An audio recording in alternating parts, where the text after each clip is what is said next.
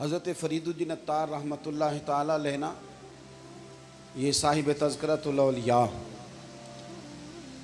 इतने अल्लाह तबारक व तआला के करीबी लोगों में से हुए हैं कि फिर इन्होंने ना मुक़र्रबीन की लिस्ट बनाई, यानी तज़किरतुल औलिया लिखी, अल्लाह के बंदों के हालात इन्होंने जमा किए। ये अत्तार थे, इत्र बेचते थे। इत्र का कारोबार एक महंगा कारोबार है। अरब शरीफ में अल्लाह ताला हम सब को ज़ियारत नसीब करे तो सोने वाली दुकान के साथ इत्र की दुकान होती है, यानी जितना किराया वो बंदा दे रहा है उतना ये दे रहा है। इतना महंगा बिजनेस है कि लोग इसे सोने चांदी के बराबर जानते हैं। बड़ा महंगा कारोबार था। फरमाते महंगी महंगी खुशबुएं मैंने सजाई हुई थी। एक दिन एक दरवेश बाबा जी आ गए तो 2 4 5 बोतलें उन्होंने देखी, खुशबू लेनी थी। तो जो अच्छे सेलमैन होते हैं ये ग्राहक को जाने नहीं देते। फरमाते मैंने भी आगे बढ़ के बाबा जी से कहा, जब उन्होंने देख ली काफ़ी चीज़ें तो मैंने आगे बढ़ के कहा कि बुज़ुर्गों क्या चाहिए, मुझे हुक्म करें मैं देता हूँ। क्या देख रहे हैं, कौन सी खुशबू चाहिए?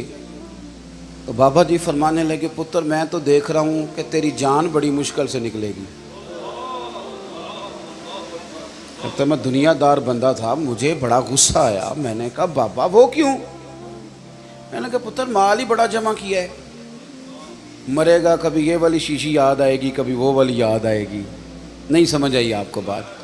यानी कभी मुस्लिम कमर्शियल बैंक वाला अकाउंट याद आएगा, कभी अभी बैंक वाला याद आएगा, कभी वो जो फैसलाबाद में प्लाट लिया वो परेशान करेगा, कभी लाहौर वाली सोसाइटी की फ़ाइल डिस्टर्ब करेगी कि इतना कुछ छोड़ के मर जाऊँ, इतनी मेहनत से इकट्ठा किया था। कभी वो पजारो, कभी ये पजारो। इतना मुश्किल तो हम बनाते हैं दुनियादारी। कहा तू नहीं मरेगा तो ये चीज़ें याद आएंगी। फरमाते मैं दुनियादार था, दुनियादार को नसीहत करें तो गुस्सा करता है। कहते हैं मैंने कहा अच्छा बाबा मेरी जान मुश्किल से निकलेगी तो तेरी कैसे निकलेगी? फरमाते कहने लगे बेटे इधर आ दिखाऊं। कहते मैं मुड़ के ऊपर से हो के बुज़ुर्गों के करीब आया, वो मेरी दुकान के फर्श पे लेटे कलमा पड़ा, रूह परवाज कर गई। अरश फरश्ते बांगा मिलियां, मक्के पै गया शोर। बुल्ले शाह आसा नहीं हूँ मरना, ये तो मर गया ही कोई होर। ते नाले वारस शाह वो कदों मर दे जिन्हां कीतियां नेक कमाइयां ने। और इकबाल कहने लगे मौत को समझे हैं गाफिल इख्तिताम ज़िंदगी, ये है शाम ज़िंदगी, फिर सुबह दवाम ज़िंदगी। इसके बाद तो सुबह है ज़िंदगी की, ये तो एक शाम हुई है बस, उठेंगे तो सवेरा होगा।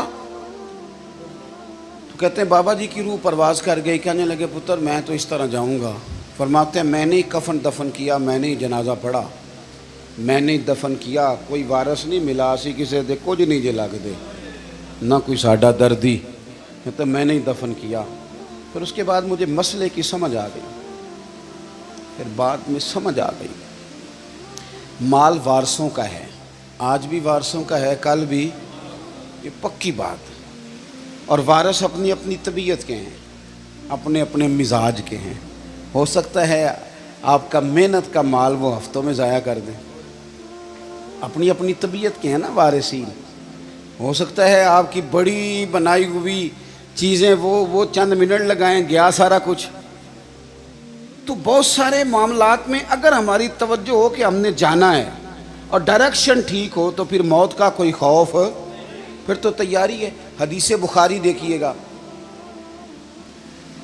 हज़रत अबू हुरैरा रज़ी अल्लाह तआला अन्हु भी हदीस के रावी हैं और एक मकाम पे इसी हदीस को हज़रत अनस बिन मालिक रज़ी अल्लाह तआला अन्हु ने भी रवायत किया है।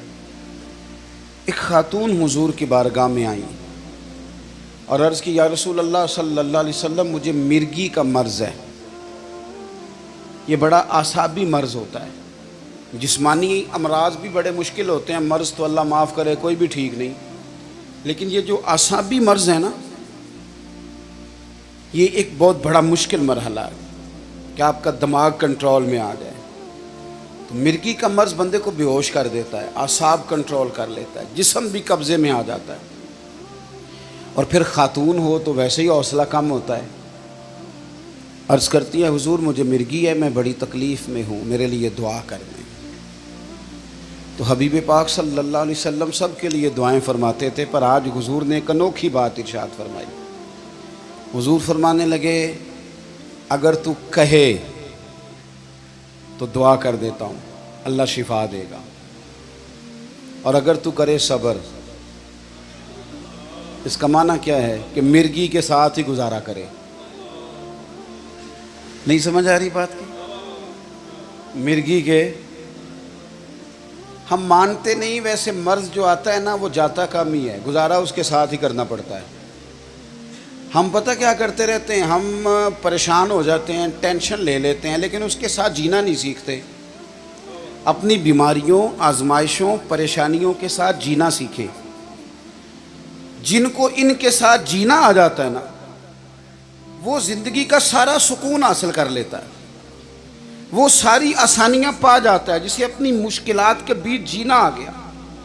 और जो बेचारा दिल छोड़ के बैठ गया, ओहो बस ये आखिरी टेंशन है, इसके बाद मर जाना है, वो गया काम से।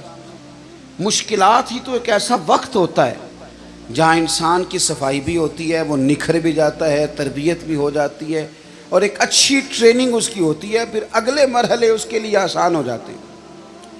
हुजूर ने फरमाया, अगर तू कहे दुआ करता हूँ अल्लाह शिफा देगा, और अगर तू करे सब्र, गोया इसके साथ ही गुजारा करे, तो फिर क्या मिलेगा?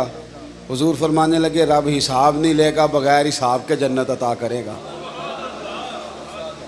हमसे वैसे पूछा जाए तो हमें शिफा ही चाहिए, क्योंकि यूँ मिनू ना बिलगैब के जो मामलात है ना, उन पर यकीन रखना कामिल लोगों का तरीका है।